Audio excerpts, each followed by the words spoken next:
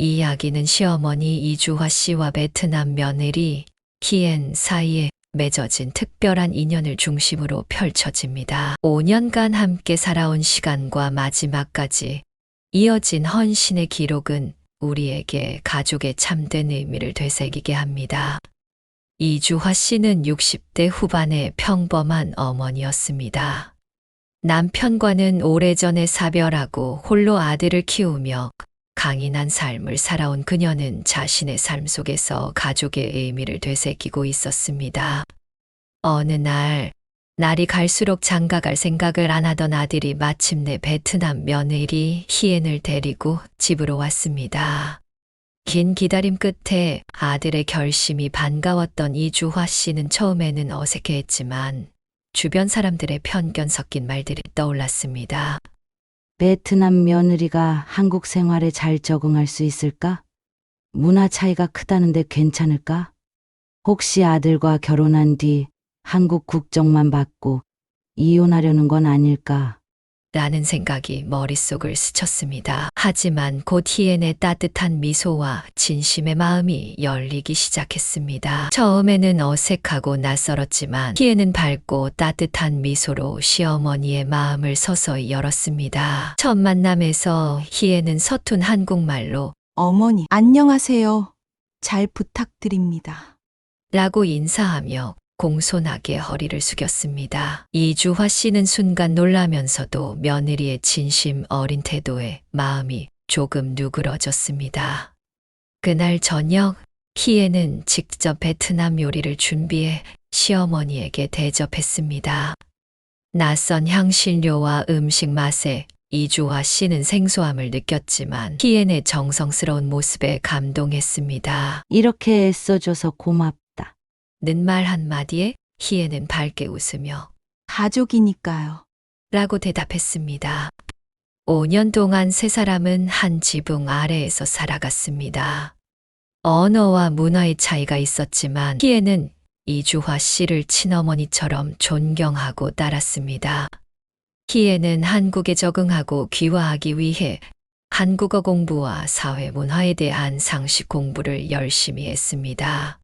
그녀는 주변의 무례한 질문이나 편견 어린 시선을 마주하면서도 이를 묵묵히 받아들이며 더 열심히 배우고 노력했습니다.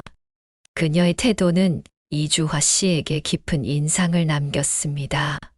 매일 아침 희애는 가장 먼저 일어나 온 가족의 식사를 준비하며 하루를 시작했습니다. 그녀는 한국 요리를 배우기 위해 요리책을 찾아보며 정성을 다했습니다. 또 집안일을 할 때마다 시어머니가 불편하지 않도록 사소한 부분까지 신경을 쓰며 집안을 깔끔하게 정리했습니다.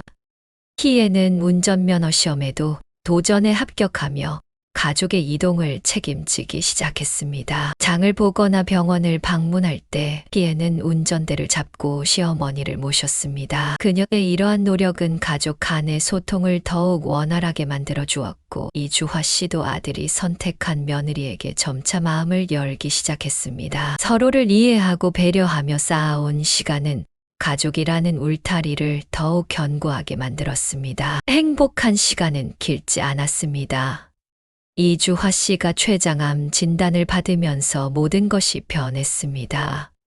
이전까지 건강하던 시어머니가 병원 생활을 시작하면서 가족의 일상은 완전히 달라졌습니다. 그녀는 병원에서 많은 시간을 보내야 했고 치료 과정의 고통은 이루 말할 수 없었습니다. 이 소식을 들은 희애는 처음에는 믿기 어려워하며 눈물을 참을 수 없었지만 곧바로 마음을 다잡고 시어머니를 돕기 위해 최선을 다하기로 결심했습니다. 병원에 입원한 이주화 씨 곁을 지킨 사람은 다름 아닌 희엔이었습니다. 당시 희엔은 두 아이를 품에 둔 어머니였습니다. 첫째 딸은 베트남에서 오신 친정어머니가 돌봐주셨고 둘째를 임신 중이었던 희애는 남편의 직장 생활로 바쁜 틈을 대신해 시어머니를 돌보는 데 온 힘을 쏟았습니다. 그녀는 늘 자신보다 가족을 먼저 생각하며 한 번도 힘들다는 내색 없이 시어머니의 병간호와 가정을 모두 책임졌습니다. 희애는 새벽부터 병원에 나와 이주화 씨의 식사를 챙기고 항암 치료로 힘들어하는 시어머니의 손을 잡아주었습니다. 하루하루 고통 속에서도 이주화 씨는 항암 치료의 고통 속에서도 희애의 헌신과 따뜻함에 깊은 위로를 받았습니다.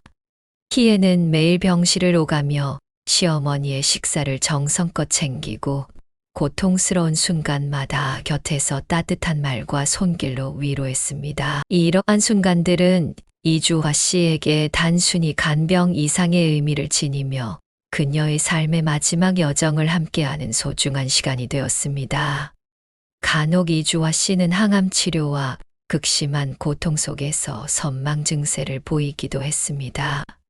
현실과 환상을 오가며 혼란스러워하는 순간, 희애는 당황하지 않고 차분하게 그녀를 진정시켰습니다. 시어머니가 낯선 목소리로 희애를 다른 사람으로 착각하거나 불안한 눈빛을 보낼 때, 희애는 부드럽게 그녀의 손을 잡고 어머니, 제가 여기 있어요.